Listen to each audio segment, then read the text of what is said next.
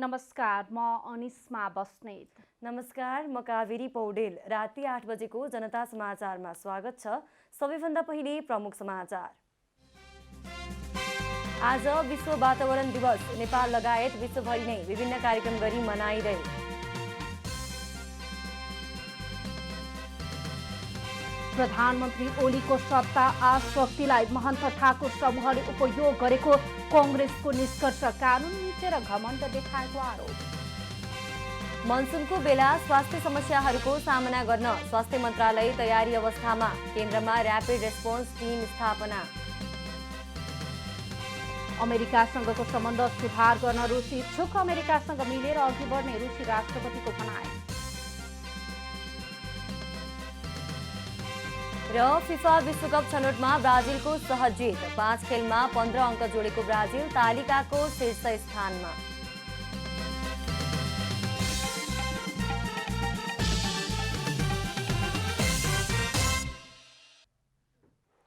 अब पूरा समाचार।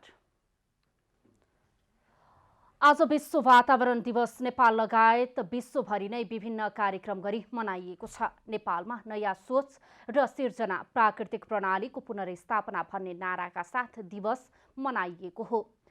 कोरोना भाइरसको महामारीका कारण धेरै कार्यक्रम नभए पनि भर्चुअल रूपमा विभिन्न क्षेत्रले दिवसको अवसरमा वातावरण संरक्षणको आवश्यकता र अवस्थाबारे सचेतनामूलक कार्यक्रम गरेका छन्।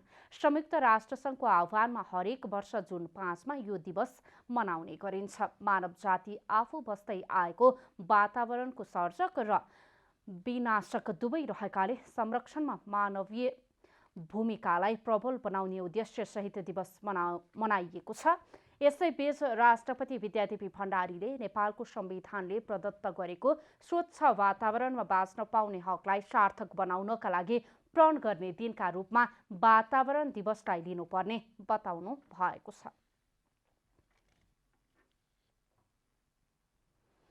उपप्रधानमन्त्री एवं शहरी विकास मन्त्री राजेन्द्र महतोको नेपाललाई टुक्र्याउने अभिव्यक्ति दिएको भन्दै माधव नेपाल निकट अनेरा सोब्यूले पुतला दहन गरेका छन्। आज काठमाडौँको नयाँ बानेश्वरमा माधव नेपाल निकट अनेरा सोब्यूका अध्यक्ष सुरेश पराजुलीको नेतृत्वमा विद्यार्थीहरूले उपप्रधानमन्त्री महतोको पुतला दहन गरेका हुन्। उपप्रधानमन्त्री पदमा नियुक्त भएपछि महतोले नेपाल एकल राज्य हुन नसक्ने विवादित अभिव्यक्ति दिएपछि आलोचित बनेका छन्। महतोले पदभार ग्रहण गर्दै बहुल राष्ट्रिय राज्यको स्थापनाका लागि राष्ट्रिय मुक्तिको आन्दोलनको तयारी गरिरहेको बताउनु भएको थियो। यस्तै जसपाको महन्त ठाकुर पक्षले आयोजना गरेको कार्यक्रमपछि उपप्रधानमन्त्री महतोले नेपाल बहुल राष्ट्रिय राज्य भएको अभिव्यक्ति दिनुभएको थियो। बहुल राष्ट्रिय राज्य भएकाले त्यसअनुसार नियम, कानुन, संविधान र सहभागिता हुनुपर्ने आफूहरूको मत रहेको बताउनु भएको थियो। नेपाल कम्युनिस्ट पार्टी नेकपा एमालेका खनाल नेपाल पक्षले नयाँ पार्टी गठन गर्न अदालतको फैसला कुर्ने भएका छन्। प्रतिनिधि सभा विघटन विरुद्ध अदालतमा मुद्दा विचाराधीन रहेकाले नयाँ आन्दोलन विकास गर्न अहिले नै हतारिन नहुने निष्कर्ष निकालेको हो। प्रधानमन्त्री एवं अध्यक्ष केपी शर्मा ओलीका क्रियाकलाप पार्टी विरोधी, एकता विरोधी, जनविरोधी भएको प्रधानमन्त्रीले आफ्ना त्रुटि प्रतिगमनकारी क्रियाकलाप नसच्याई सार्थक वार्ता सम्भव नभएको पनि निष्कर्ष निकालेको छ। अदालतमा मुद्दा विचाराधीन रहेकाले र एमालेको सांसदको हैसियतले विषय अदालतमा पुगेकाले अहिले नै पार्टी खोल्ने निष्कर्षमा नपुगिएको बैठकमा सहभागी नेताहरूले बताएका छन्। त्यस्तै आजको बैठकले उपप्रधान तथा शहरी विकास मन्त्री राजेन्द्र महतोले शपथ खाँदै ओकालत गरेको बहुराष्ट्रिय राज्यको भर्त्सना गरेको छ। यसलाई तुरुन्तै फिर्ता लिन पनि बैठकले माग गरेको छ। त्यस्तै सरकारले बजेटमा ढुङ्गा, गिटी, बालुवा आदि सामग्री निर्यात गरेर व्यापार घाटा कटौती गर्ने सरकारको नीतिको पनि राष्ट्रघात ठहर गर्दै भर्त्सना गरेको छ। नेपाली कांग्रेसका सभापति शेरबहादुर देउवाले सरकारले चुरेको गिटी बालुवा र ढुङ्गा भारत निकासी गरेर वातावरणीय चक्र खलबल्याएको आरोप लगाउनु भएको छ। उहाँले चुरे दोहन सम्बन्धी निर्णय फिर्ता लिन पनि सरकारसँग माग गर्नु भएको छ। विश्व वातावरण दिवसको सन्दर्भ पारेर सभापति देउवाले शनिबार सामाजिक सञ्जालमा धारणा राख्दै यस्तो बताउनु भएको हो। पृथ्वीमा हरेक प्राणीले बाँच्न पाउने अधिकार वातावरणको दिगो संरक्षणले मात्रै सुनिश्चित हुने र वातावरण बचाउन हरेकले पहल गर्नुपर्ने सभापति देउवाको जोड छ।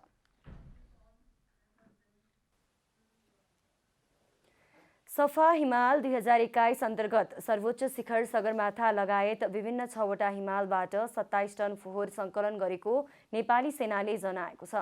नेपाली सेनाले विभिन्न सङ्घ संस्थाको सहकार्यमा सगरमाथा, आमा डबलम, लोत्से, धौलागिरी, खुम्बरी र मकालु हिमालबाट 27,673 किलो फोहोर सङ्कलन गरेको जनाएको छ।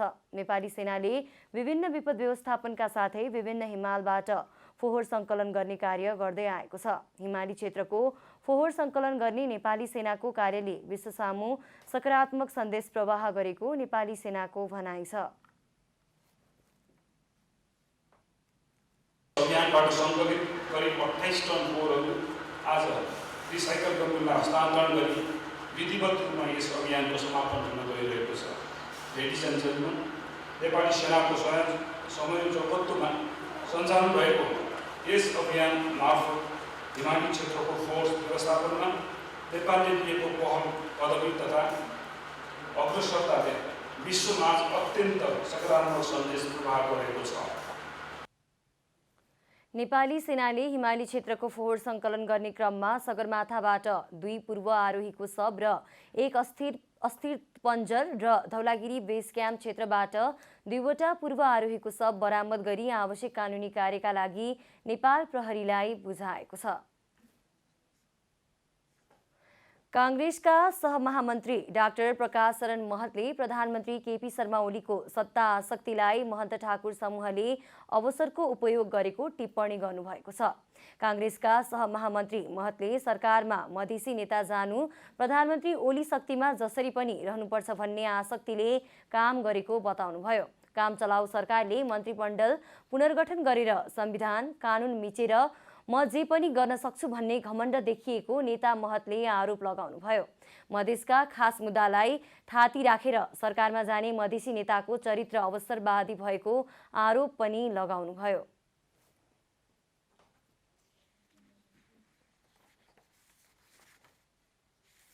सरकारको लागि यो सत्ता नै सम्पूर्ण कुरा हो र त्यसको लागि जे भन्न पनि सकिन्छ, जे गर्न पनि सकिन्छ भन्ने कुरा हो।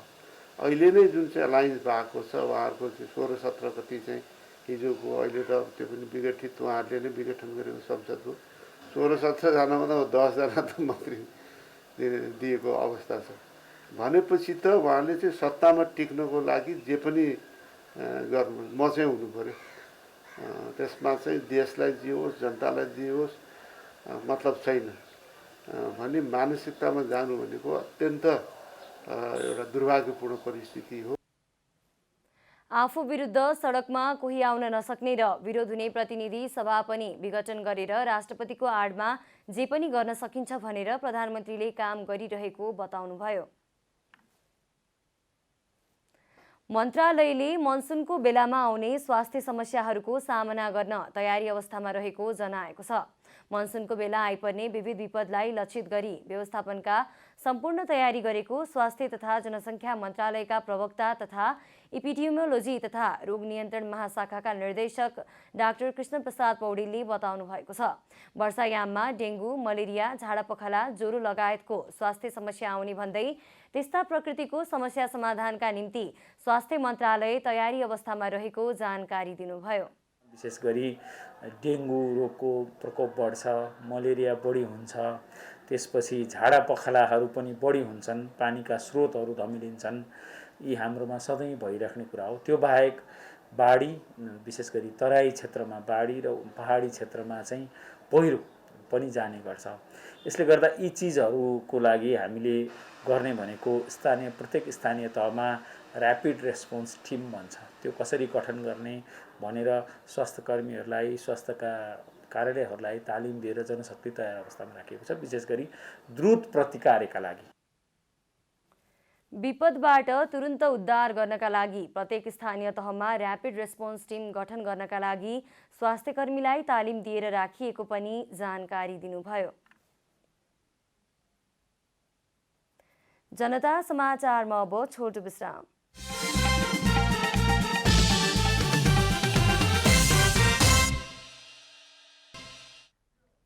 जनता समाचारमा अब थप समाचार। राष्ट्रिय विपद जोखिम न्यूनीकरण तथा व्यवस्थापन प्राधिकरणले विपदको सामना गर्न पूर्व तयारी गरिरहेको बताएको छ। मनसुनको समयमा आइपर्ने विपदहरू, बाढी पहिरोको घटनाको प्रतिकार गर्नका लागि प्राधिकरणले केन्द्रदेखि स्थानीय तहसम्म तयारी थालेको छ। कोभिड संक्रमणको जोखिम शहरबाट गाउँ पुगेको अवस्थामा विपदको उद्धारमा खट्ने जनशक्तिलाई संक्रमण हुनबाट कसरी बचाउने भन्ने चुनौती रहेको प्राधिकरणले जनाएको छ।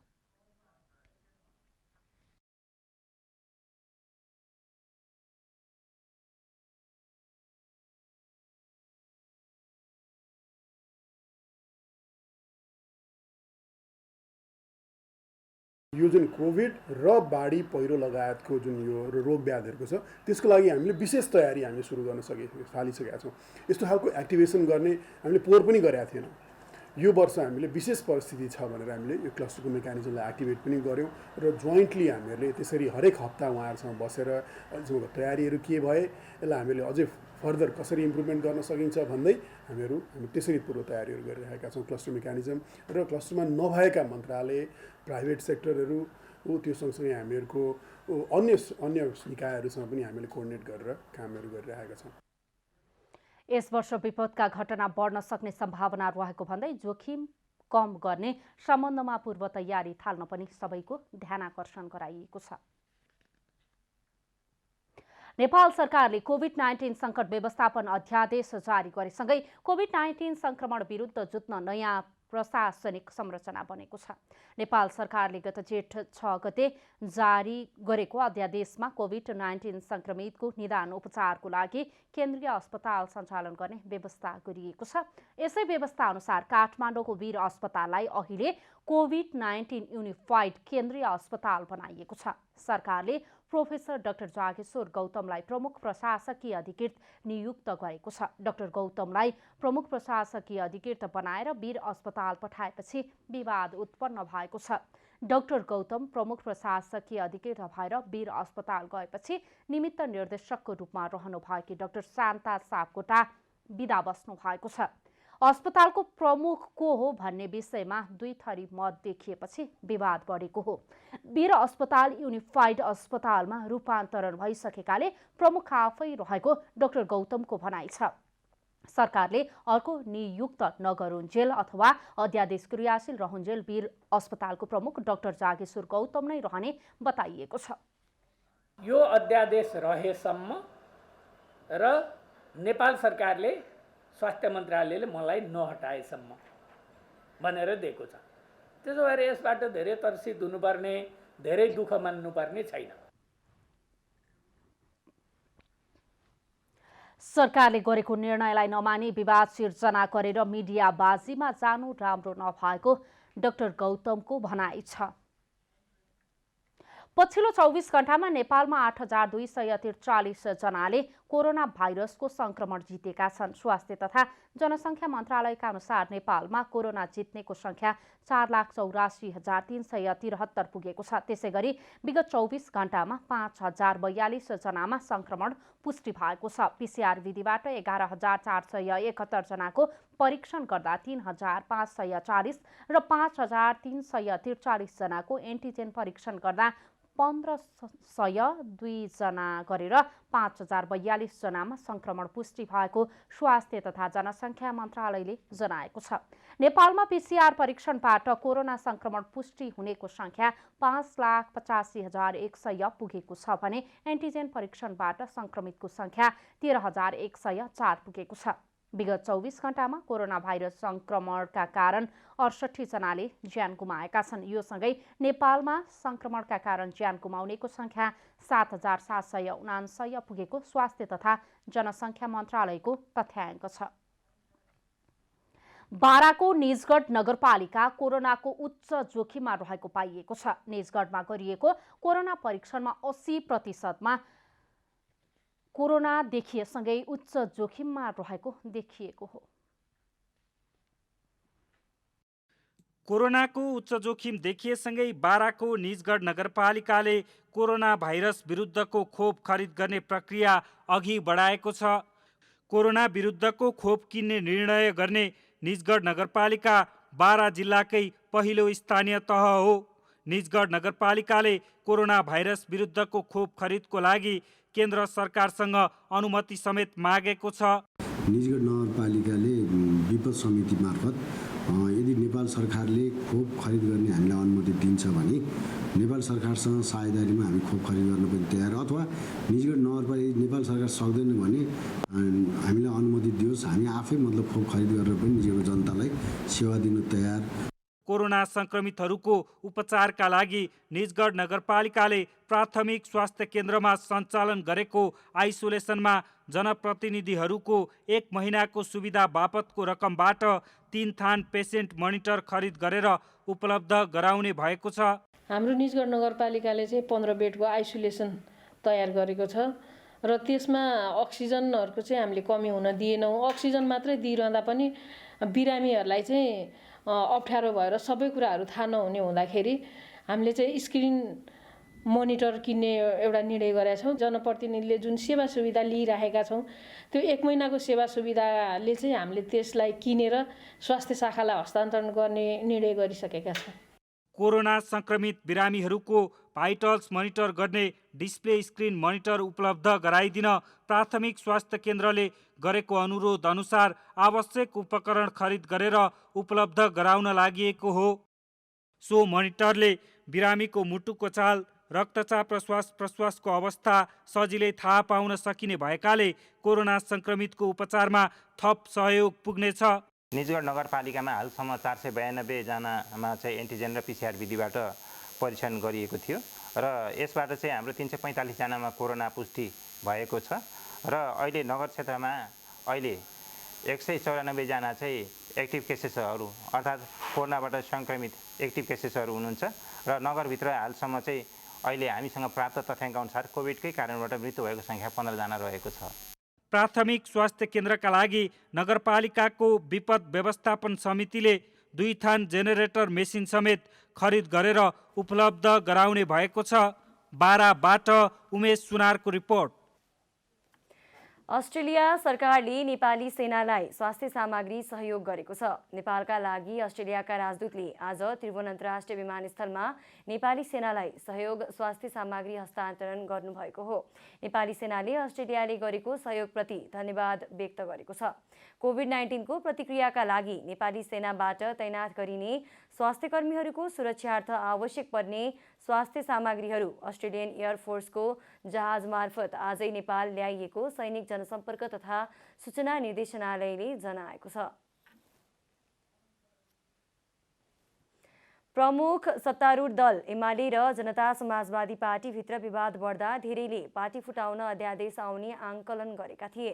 तर आंकलनभन्दा बाहिर रहेर प्रधानमन्त्री ओली राजनैतिक दल विभाजन गर्ने अध्यादेशको विषयमा भने मौन बस्नु भएको छ। मन्त्री परिषदलाई पनि जानकारी नै नगराई रातारात अध्यादेश ल्याउन माहिर प्रधानमन्त्री केपी शर्मा ओली राजनैतिक दल विभाजन सम्बन्धी अध्यादेशका विषयमा यसपटक भने मौन बस्नु भएको छ। राष्ट्रपति विद्यादेवी भण्डारीले पनि प्रधानमन्त्री ओलीले ल्याएका अध्यादेशमा तुरुन्त हस्ताक्षर गरी प्रमाणीकरण गरिदिँदा प्रधानमन्त्री ओलीलाई अध्यादेश ल्याउन सजिलो हुने गरेको थियो। प्रधानमन्त्री ओलीलाई समर्थन गर्ने कि विपक्षमा जाने भन्ने विषयले जसपाभित्र सुरु भएको विवाद अन्ततः राजनैतिक हिसाबले विभाजनको मोडमा पुगे पनि कानुनी प्रावधानले अझै फुट्न सकेको छैन। गत वर्ष प्रधानमन्त्री ओलीले राजनैतिक दल विभाजन सम्बन्धी अध्यादेश ल्याउँदा खर रूपमा विरोधमा उत्रिएका जसपाका वरिष्ठ नेता राजेन्द्र महतो आफै सरकारमा सहभागी हुनु भएको छ। प्रधानमन्त्री ओलीकै कारण तत्कालीन महन्त ठाकुर र राजेन्द्र महतोको राष्ट्रिय जनता पार्टी र उपेन्द्र यादवको संघीय लोकतान्त्रिक पार्टी बीच एकीकरण भएको थियो। तर अहिले ओलीकै कारण पार्टी फुटको संघारमा स्तरमा पुगेको छ। एक अध्यक्षले अर्को अध्यक्षलाई स्पष्टीकरण सोध्दै सुरु भएको झगडा अन्ततः दुवै अध्यक्षले एकले अर्कालाई पार्टीबाटै निष्कासन गरिसकेका छन्। दुवैले निर्वाचन आयोगलाई त्यसबारे जानकारी दिए पनि आयोगले दुवैको पत्रको प्रक्रिया नपुगेको भन्दै खारेज गरिदिएको छ। यादव र ठाकुर दुवै अध्यक्षलाई राजनीतिक दल सम्बन्धी ऐन 2073 को दफा 51 बमोजिम पार्टीको पदाधिकारी र केन्द्रीय सदस्यको विवरण अद्यावधि गर्न आवश्यक प्रक्रिया नपुगेको भन्दै खारेज गरेको हो। यादवले केन्द्रीय कार्यकारिणी परिषदका 51 मध्ये 27 जना सदस्यको हस्ताक्षर निर्वाचन आयोगमा पेश गर्नु भएको थियो भने ठाकुरले निष्कासन गरेको जानकारी मात्र दिएर अद्यावधिका लागि आग्रह गर्नु भएको थियो। दुवै अध्यक्षलाई दलको विधान बमोजिम संयुक्त अध्यक्षको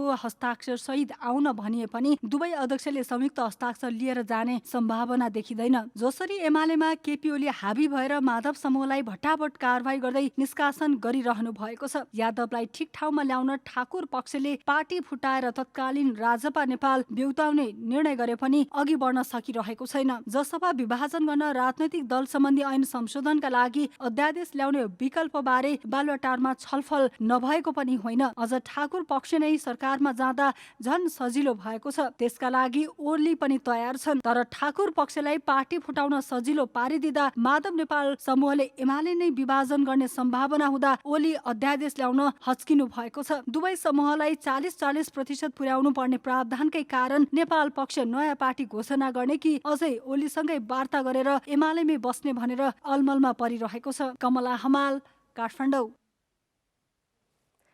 पाँचथरमा कोरोना संक्रमितहरूको संख्या बढेपछि नियन्त्रणका लागि स्वास्थ्य परीक्षण गर्न थालिएको छ। प्रत्येक दिन कोरोना संक्रमितको संख्या बढेको भन्दै खरागनमै स्वाब संकलन गर्न थालिएको हो। बढी संक्रमित भएका स्थानहरूमा स्वास्थ्यकर्मी पुगेर पीसीआर र एन्टिजेनबाट कोरोना परीक्षण गर्न थालिएको छ। घर गाउँमा यो स्थानीय निकायले घर गाउँमै ल्याएर कोरोनाको परीक्षण गर्दा हामीलाई खुसी लागेको छ। टाढा गइरहनु परेन। हाम्रो परीक्षण भयो, हामीलाई अत्यन्तै खुसी लागेको छ। म लगायत अरू सम्पूर्ण यहाँ उपस्थित सबै मान्छेहरू खुसी भएका छन्। जिल्लाका सबै स्थानीय तहले प्रत्येक वडाहरूमा केही दिन अघिबाट कोरोना परीक्षण अभियान सुरु गरेका छन्। कोरोना महामारीले गाउँघर नै जोखिम बनाइरहेको बेला टोलहरूमा पुगेर स्वास्थ्य परीक्षण गर्न थालेपछि सर्वसाधारण खुसी भएका छन्। निषेधाज्ञाले स्वास्थ्य सेवा नपाएको अवस्थामा आफ्नो घर आँगनको स्वास्थ्य सेवाले संक्रमितहरूलाई सजिलो भएको जनप्रतिनिधिहरू बताउँछन्। अब संक्रमितको चाहिँ संख्या हेरेर चाहिँ अब लानु पर्यो भने पनि लानु पर्ला भन्ने सोचेको छु। गाउँघरमा पुगेर परीक्षण गर्न थालिएपछि कोरोना पोजिटिभको संख्या पनि हरेक दिन वृद्धि भइरहेको छ।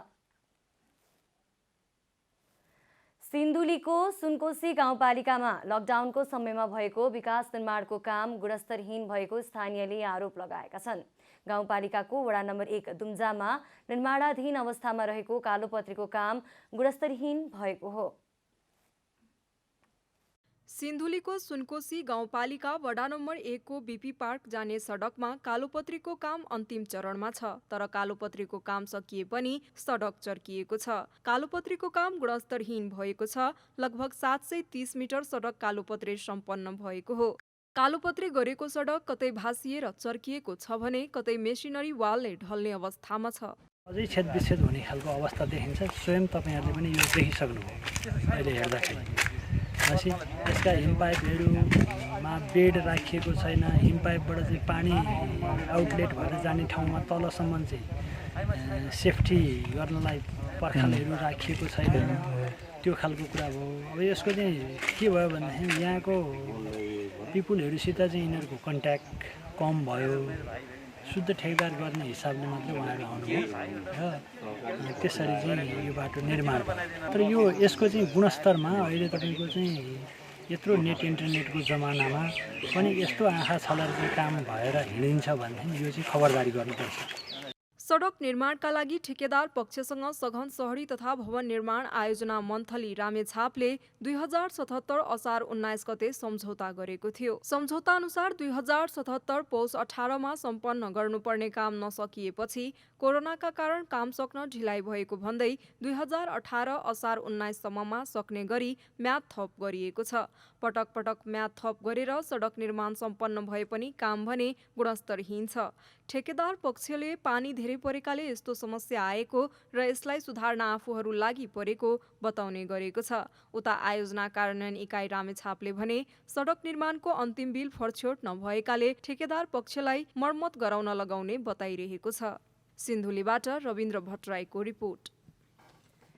नेकपा एमालेका नेता भीम रावलले प्रधानमन्त्री केपी शर्मा ओलीले जसपालाई सरकारमा सहभागी गराउँदै मन्त्री परिषद पुनर्गठन गर्नु लोकतन्त्र र संविधान विपरीत रहेको प्रतिक्रिया दिनुभएको छ। सामाजिक सञ्जाल मार्फत आफ्ना धारणा राख्दै रावलले ओलीको संवैधानिक र लोकतान्त्रिक मान्यता एवं राष्ट्रहित विरोधी स्वेच्छाचारी र अनुत्तरदायी चरित्र मन्त्री परिषदको हेरफेरमा अझ छताछुल्ल भएको बताउनु भएको हो। रावलले ओलीको निर्णय गत आम निर्वाचनमा जनताले दिएको जनादेश विपरीत रहेको प्रतिक्रिया दिनुभएको छ। अब आर्थिक समाचार।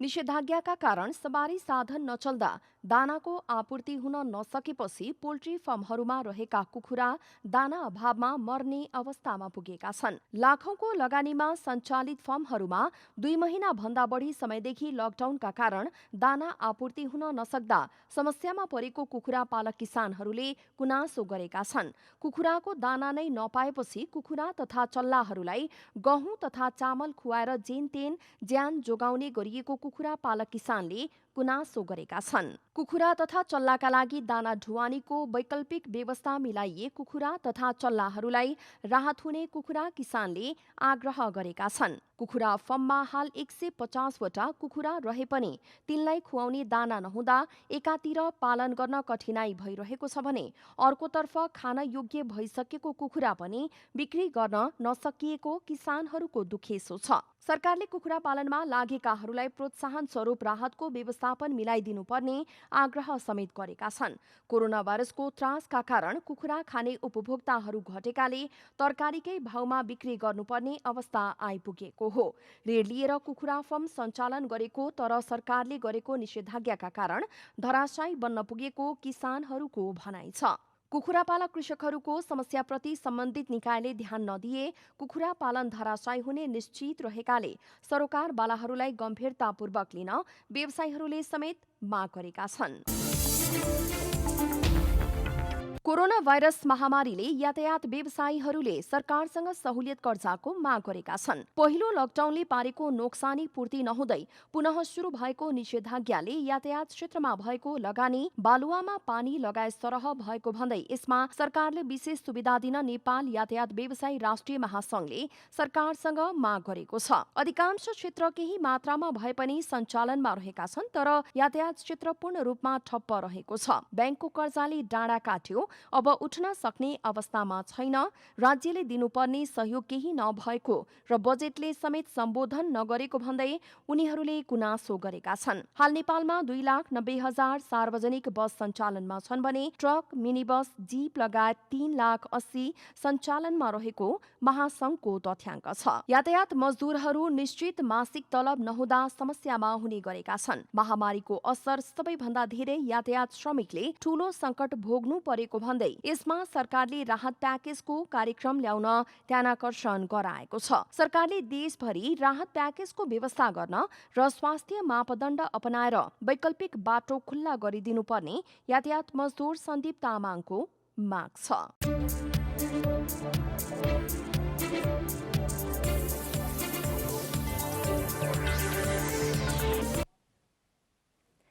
जनता समाचारमा अब छोटो विश्राम।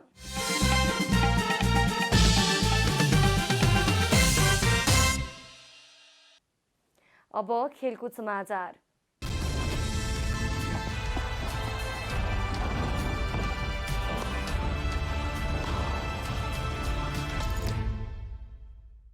अमेरिकी सेरेना विलियम्स फ्रेन्च ओपन टेनिसको चौथो चरणमा प्रवेश गरेकी छिन्। तेस्रो चरणको खेलमा उनले अर्की अमेरिकी खेलाडी ड्यानियल कोलिन्सलाई पराजित गरेकी हुन्। 7औं वरियताकी सेरेनाले कोलिन्सलाई 6-4 र 6-4 को सेटमा पराजित गरेर अघिल्लो चरणमा स्थान बनाएकी हुन्। 39 वर्षीय सेरेनाले अब काजाखस्तानकी 21औं वरियताकी एलेना रिबाकिनासँग प्रतिस्पर्धा गर्नेछिन्। तेस्रो वरियताकी बेलारुसी खेलाडी एरिना साबालेन्कालाई एनास्तासिया पाब्लुचेन्कोभले 6-4, 2-6 र 6-0 ले पराजित गरेकी हुन्। फिफा विश्वकप छनौटमा ब्राजिलले सहज जित निकालेको छ। दक्षिण अमेरिकी छनौट अन्तर्गत आज भएको खेलमा ब्राजिलले इक्वेडरलाई 2-0 गोल अन्तरले पराजित गरेको हो। ब्राजिललाई जित दिलाउन रिचार्लिसन र नेइमारले एक गोल गरेका थिए। खेलको 65औं मिनेटमा रिचार्लिसनले गोल गर्दै ब्राजिललाई अग्रता दिलाएका थिए। त्यसपछि खेलको इन्जुरी समयमा नेइमारले पेनाल्टीमा गोल गर्दै ब्राजिललाई 2-0 गोलको जित दिलाएका हुन्। विश्वकप छनौटमा यो ब्राजिलको लगातार 5औं जित हो। जितसँगै ब्राजिलले 5 खेलमा 15 अङ्क जोडेको छ। ब्राजिल तालिकाको शीर्ष स्थानमा रहेको छ। इक्वेडर 9 अङ्क जोडेर तेस्रो स्थानमा रहेको छ।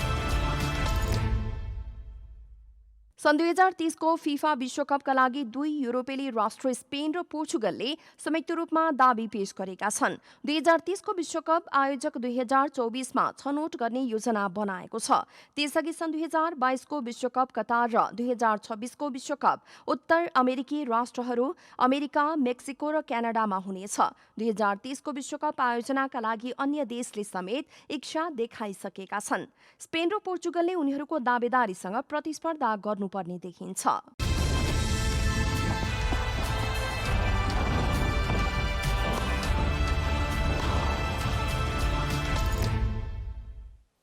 अब मौसम समाचार।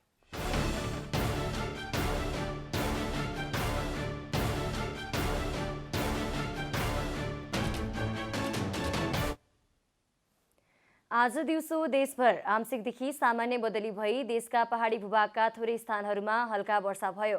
राति देशका पहाडी भूभागहरूमा आंशिकदेखि सामान्य बदली भई बाँकी भूभागमा मौसम सामान्यतया सफा रहने जल तथा मौसम पूर्वानुमान महाशाखाले जनाएको छ। अब देशभरका विभिन्न स्थानका मौसम सम्बन्धी थप विवरण।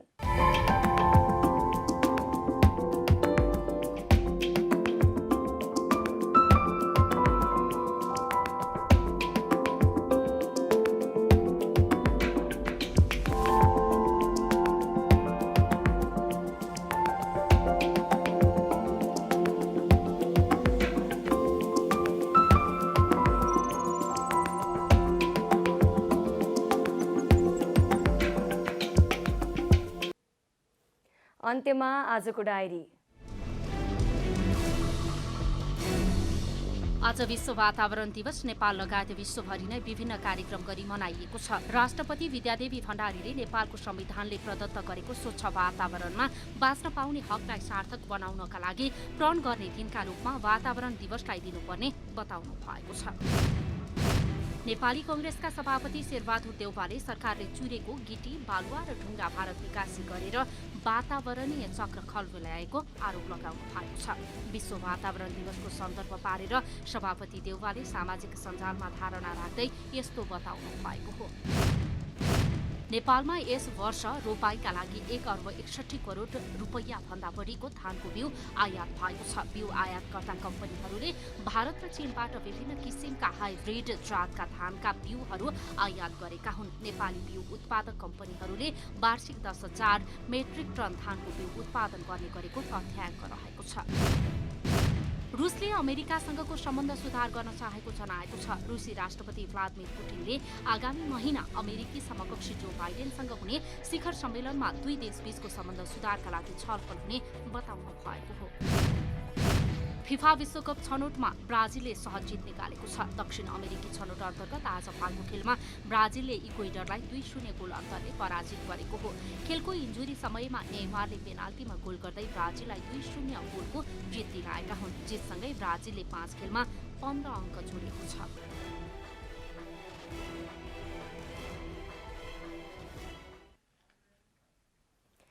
जनता समाचार अहिलेलाई यति नै। जनताद्वारा जनताका लागि प्रसारित जनता टेलिभिजनका कार्यक्रमहरू युट्युब, ट्विटर, फेसबुक र हाम्रो वेबसाइट जनतासमाचार.com मा पनि पढ्न र हेर्न सक्नुहुनेछ। सूचनामा तपाईको सहभागिता, समयमा समाचार हाम्रो प्रतिबद्धता।